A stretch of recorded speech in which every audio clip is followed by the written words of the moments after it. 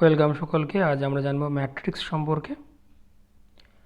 অঙ্কের একটা অত্যন্ত গুরুত্বপূর্ণ বিষয় ম্যাট্রিক্স। বিভিন্ন ক্ষেত্রে এর বিভিন্ন রকম ব্যবহার আছে। আমরা আপাতত ম্যাট্রিক্সের প্রাথমিক ধারণাগুলো জেনে নেব।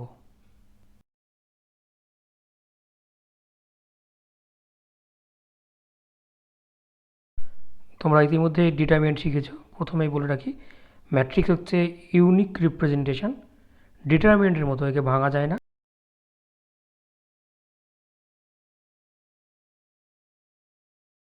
দেখো, একটা ম্যাট্রিক্স লিখছি।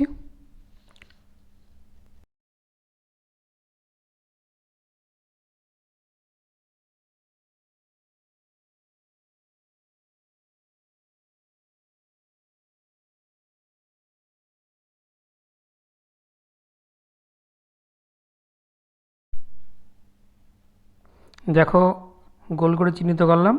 এই দুটোকে বলা হয় রো।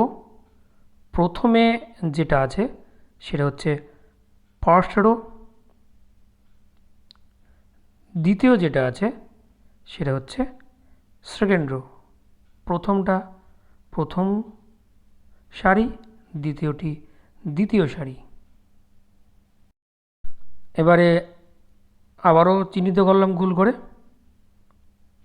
দেখো তোমরা, এইভাবে যেগুলো থাকছে সেগুলোকে স্তম্ভ বলে। প্রথমে যেটা চিহ্নিত করেছি সেটা প্রথম স্তম্ভ বা কলাম। আবার চিহ্নিত করলাম দ্বিতীয় কলাম, সেকেন্ড কলাম। আবার চিহ্নিত করলাম তৃতীয় কলাম। দেখো, আমরা এখানে A11, A12, A13, A21, A22 এইভাবে লিখেছি। প্রশ্ন হচ্ছে এইভাবে কেন লিখছি? এইভাবে লেখার পরে সুবিধা কি হচ্ছে?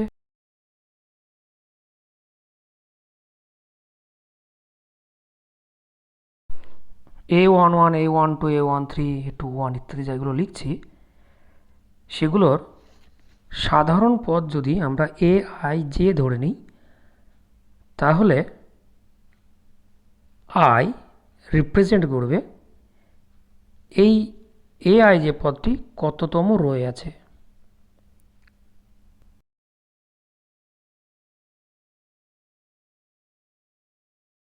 যে রিপ্রেজেন্ট করবে AIJ পদটি কততম কলামে আছে। AIJ হবে সেই পদ যেটি আইতম রো জেতম কলামে আছে।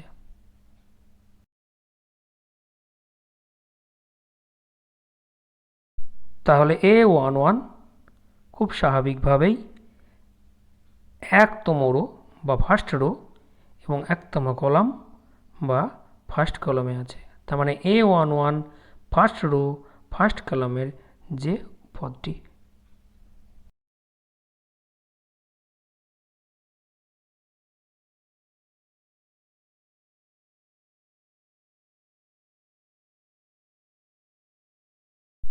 একইভাবে A12 হবে প্রথম রো দ্বিতীয় কলামের পদ। A12 প্রকাশ করবে প্রথম রো দ্বিতীয় কলামের পদকে।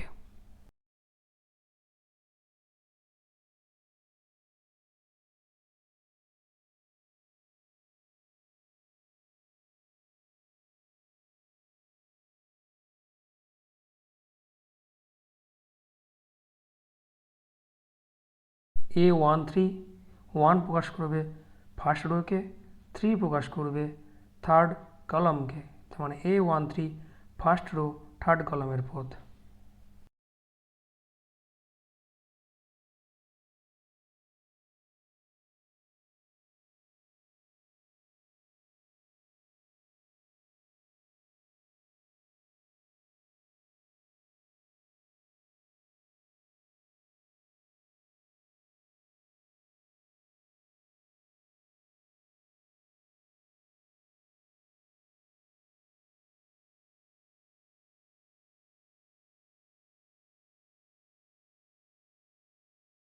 এইভাবে সাফিক্সের সংখ্যাগুলি কততম রো এবং কততম কলাম এইগুলোকে প্রকাশ করে। এটি এইভাবে পদগুলিকে রিপ্রেজেন্ট করার সুবিধা। আরেকটু সহজভাবে বোঝানোর চেষ্টা করছি, তোমরা আরও একবার দেখো। আমি একটি ছকে রো পজিশন, কলাম পজিশন লিখেছি। সেই রো পজিশন এবং কলাম পজিশনকে দেখে এলিমেন্টগুলো কেমন হচ্ছে, কেমনভাবে লেখা হচ্ছে সেটা দেখিয়েছি।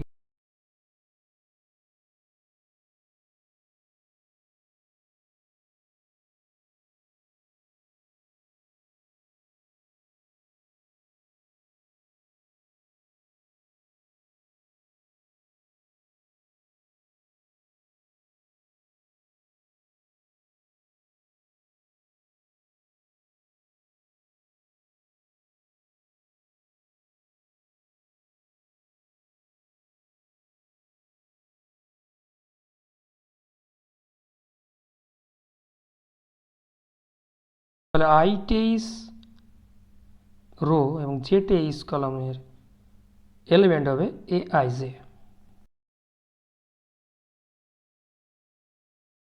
এবার খুব সহজে ম্যাট্রিক্সের অর্ডার সম্পর্কে একটু জানবো। অর্ডার নিয়ে আগে বলিনি, আমি যে ম্যাট্রিক্সটা নিয়েছি সেই ম্যাট্রিক্স দিয়ে আমি অর্ডারটি বলে দিচ্ছি। দেখো, এই ম্যাট্রিক্সে দুটো রো এবং তিনটি কলাম আছে, দুটো রো এবং তিনটি কলাম আছে, তাই এই ম্যাট্রিক্সের অর্ডার হবে 2x3। 2x3, দুটো রো তিনটে কলাম, তাই অর্ডার 2x3। দুটো রো এর জন্য একটা 2, তিনটি কলামের জন্য একটা 3, অর্ডার 2x3।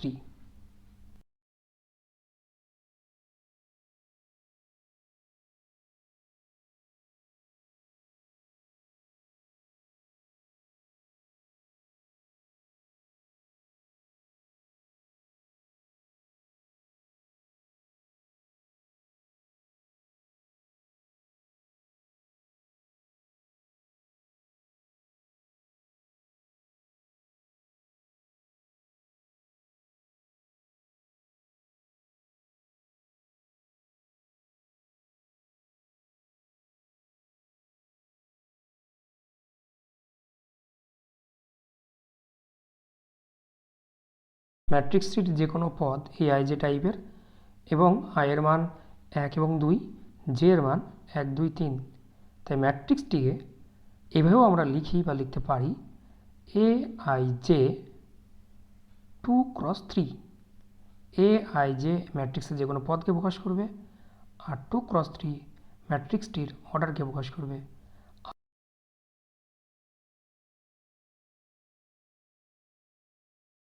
aij যে কী সেটি আমরা ইতিমধ্যে জেনে গিয়েছি।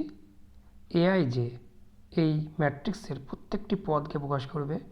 পদগুলো পাবো আমরা ম্যাট্রিক্সটির অর্ডার বুঝে i ও j এর মান বসিয়ে।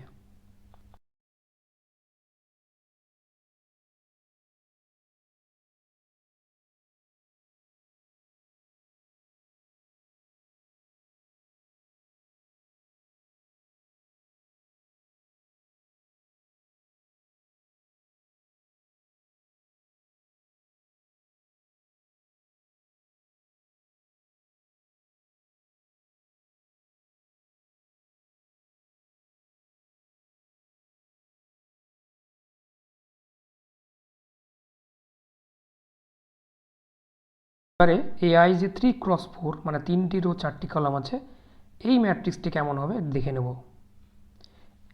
aij 3x4, i এর ভ্যালু 1 2 3, j এর ভ্যালু 1 2 3 4। প্রথমেই ম্যাট্রিক্সটির প্রত্যেক রো প্রত্যেক কলামে কেমন পদ আছে দেখে নেব। আগেই লক্ষ্য করেছি প্রতিটি ম্যাট্রিক্সের প্রতিটি পদের রো কলাম দুই রকম পজিশন হয়। রো কলাম দুই রকম পজিশন নিয়েই ম্যাট্রিক্সের এলিমেন্টের পজিশন তৈরি হয়।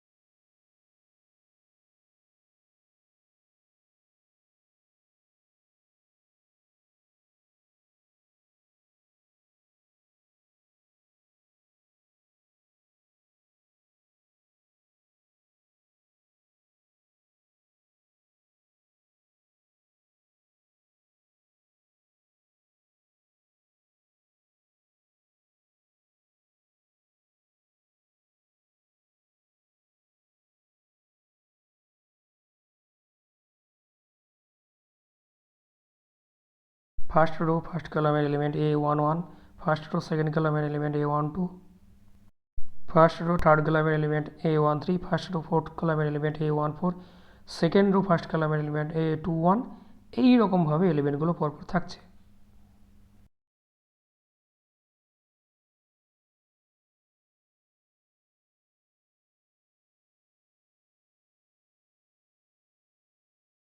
তাহলে Aij 3×4 ইকুয়াল টু, আমরা এলিমেন্টগুলো দেখে থেকে বসাই। তাহলে Aij রিপ্রেজেন্টেশন সম্পর্কে মোটামুটি একটি ধারণা তৈরি হলো।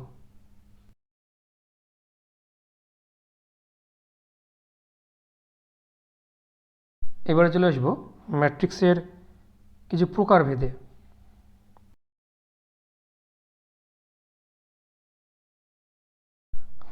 কিছু ম্যাট্রিক্স লিখছি, তোমরা দেখো। আমি 3টে ম্যাট্রিক্স লিখলাম। আগেই জেনেছি কতগুলি সংখ্যার আয়তকার সজ্জাকে বলে ম্যাট্রিক্স। কতগুলি সংখ্যার আয়তকার সজ্জাকে ম্যাট্রিক্স বলা হয়।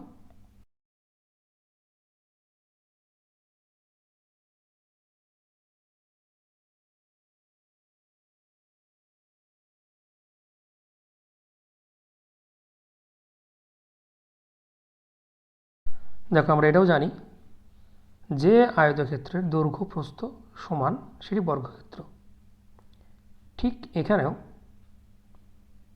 যে ম্যাট্রিক্সের রো কলামের সংখ্যা সমান তাকে বলা হয় বর্গ matrix, square matrix.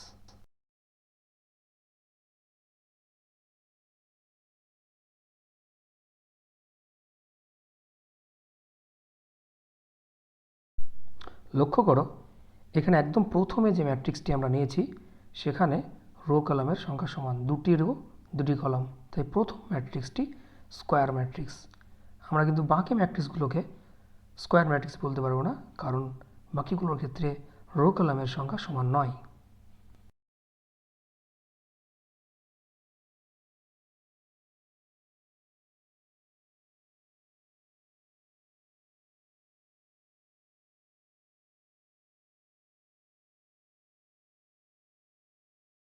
Aij m cross n a row এর সংখ্যা m, কলামের সংখ্যা n।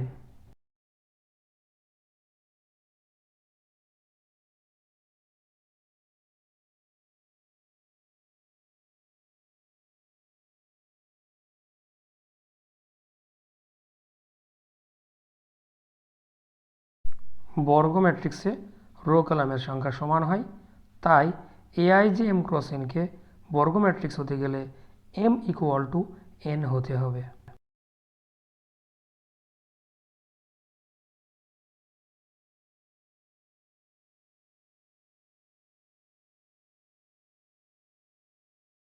আমরা এভাবে বলতে পারি Aij m ক্রস m একটি বর্গ ম্যাট্রিক্সকে প্রকাশ করবে।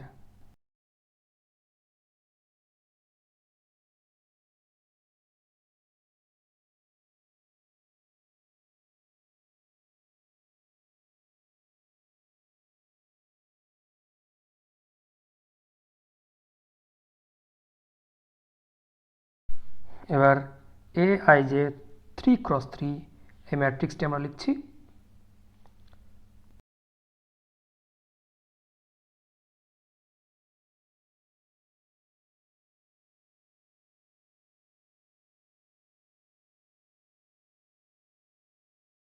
দেখো, এই কোণা বরাবর পদগুলোকে আমি আলাদা করলাম। এই যে কর্ণ বরাবর পদগুলিকে আলাদা করেছি, এই কর্ণকে বলে প্রধান কর্ণ।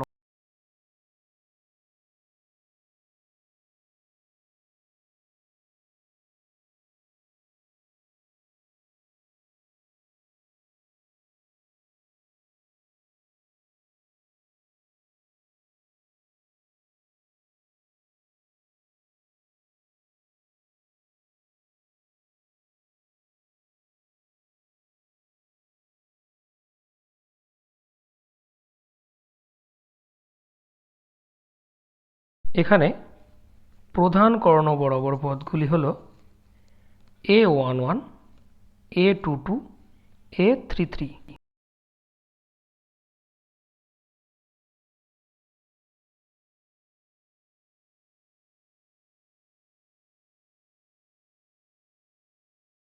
তাহলে প্রধান কর্ণের পদ A11, A22, A33।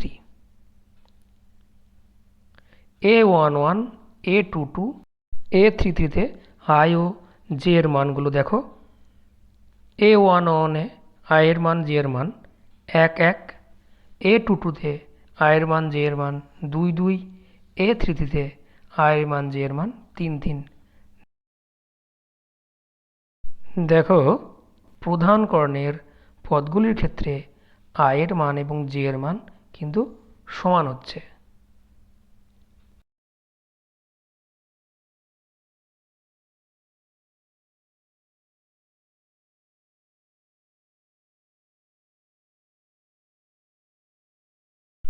অতএব A I J where I equal to j, অর্থাৎ এ আই আই দ্বারা প্রধান কর্ণের পদগুলিকে প্রকাশ করা যায়।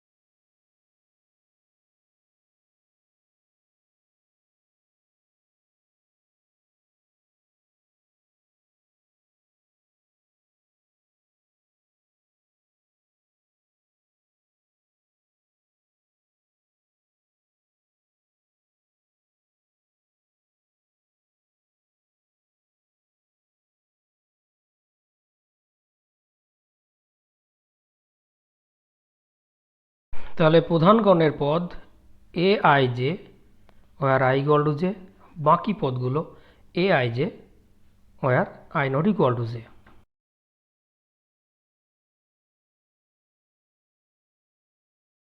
এ পর্যন্ত আমরা কি কি পেলাম খুব তাড়াতাড়ি আরেকবার দেখে নিই।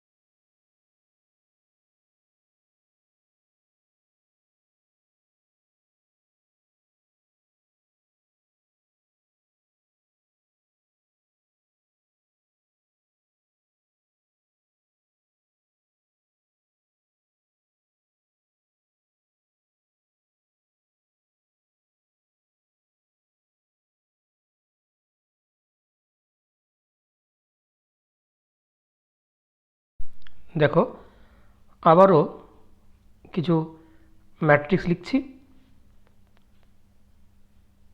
তোমরা প্রতিটা ম্যাট্রিক্স ভালো করে দেখবে। কি ম্যাট্রিক্স নিচ্ছি, এই ম্যাট্রিক্সগুলোর ওপরেই আমি পরবর্তী বিষয়গুলো বলবো।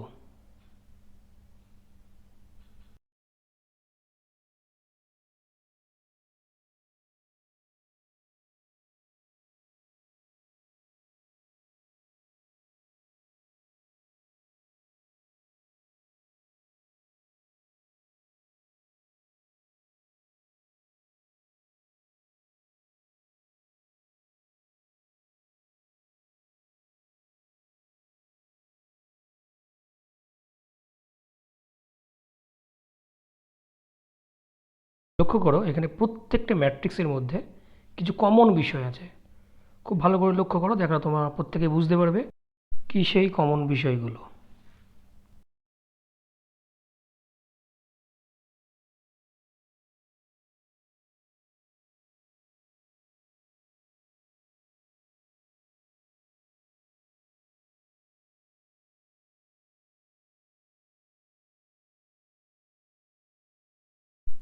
দেখো প্রত্যেকটি ম্যাট্রিক্স বর্গ ম্যাট্রিক্স।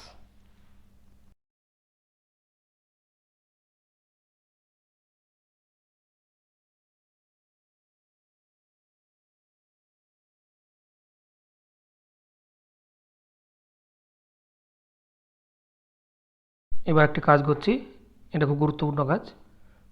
প্রত্যেক ম্যাট্রিক্সের প্রধান কর্ণ বরাবর পদগুলিকে কেটে দিচ্ছি।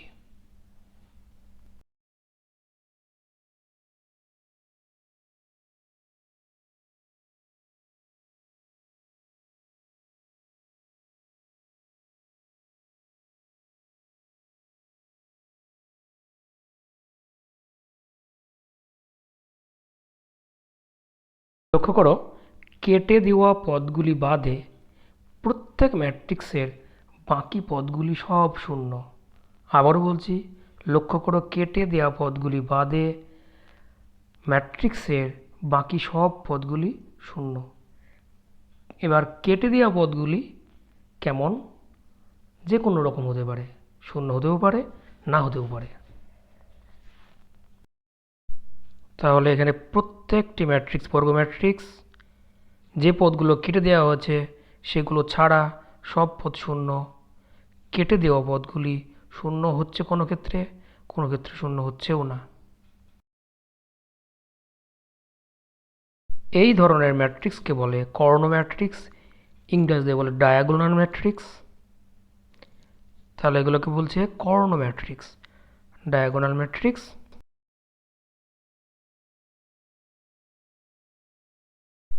তাহলে কর্ণ ম্যাট্রিক্সকে বর্গ ম্যাট্রিক্স হতে হবে এবং প্রধান কর্ণ বরাবর পদগুলিকে বাদ দিয়ে বাকি পদগুলোকে যদি ধরি তাহলে বাকি পদগুলো সব শূন্য হবে। এবারে একটি অত্যন্ত গুরুত্বপূর্ণ কথা কর্ণ ম্যাট্রিক্স সম্পর্কে। বেশিরভাগ জায়গাতেই এটা নিয়ে একটা ভুল ধারণা তৈরি হয় কিংবা ভুল ধারণা দেওয়া থাকে। সেটা হচ্ছে প্রধান কর্ণের পদগুলি কেমন হবে। প্রধান কর্ণের পদগুলি শূন্য এবং অশূন্য দুই রকমই হতে পারে। হ্যাঁ, শূন্য এবং অশূন্য দুই রকমই হতে পারে। তাহলে আবারও বলি, প্রধান কর্ণের পদগুলি শূন্য শূন্য দুই রকমই হতে পারে। কখনো যেন ভাবা না হয় প্রধান কর্ণের পদগুলি অশূন্য হবেই, না, তেমন না। শূন্যও হতে পারে, অশূন্য হতে পারে।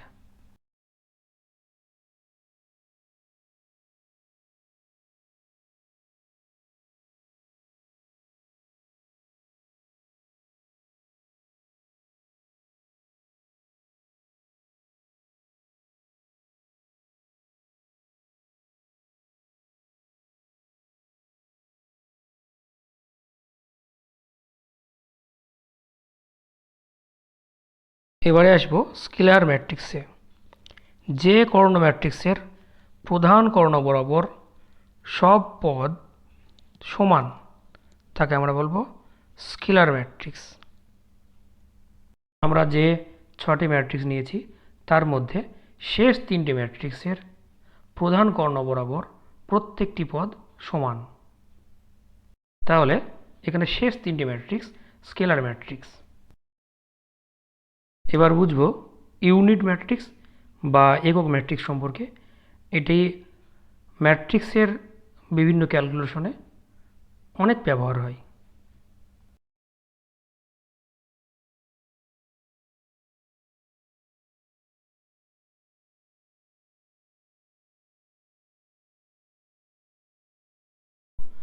এখানে আমি যে 6টি ম্যাট্রিক্স নিয়েছি তার মধ্যে এই ম্যাট্রিক্সটির প্রধান কর্ণ বরাবর সব পদগুলি এক। তাহলে এটা একটা একক ম্যাট্রিক্স।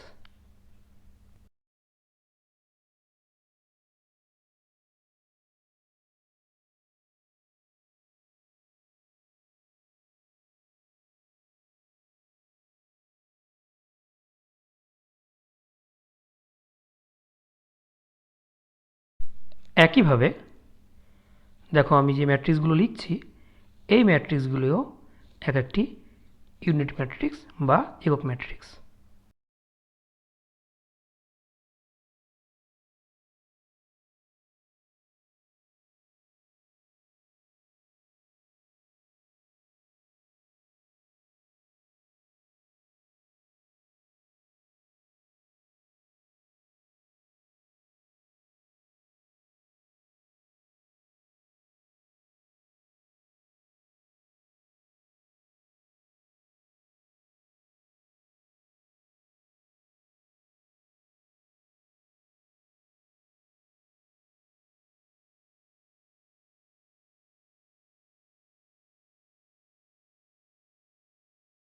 একক ম্যাট্রিক্সের অর্ডার n ক্রস n হলে তাকে বলা হয় in। এভাবে অর্ডার 2 ক্রস 2 হলে তাকে i2 বলা হবে, অর্ডার 3 ক্রস 3 হলে তাকে i3 বলা হবে।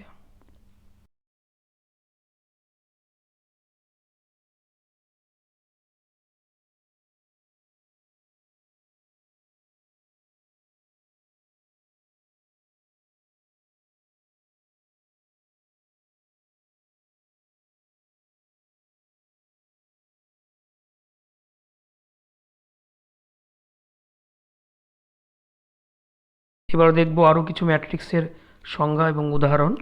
কলাম ম্যাট্রিক্স, যে ম্যাট্রিক্সে একটি মাত্র কলাম থাকে। রো ম্যাট্রিক্স, যে ম্যাট্রিক্সে একটি মাত্র রো থাকে।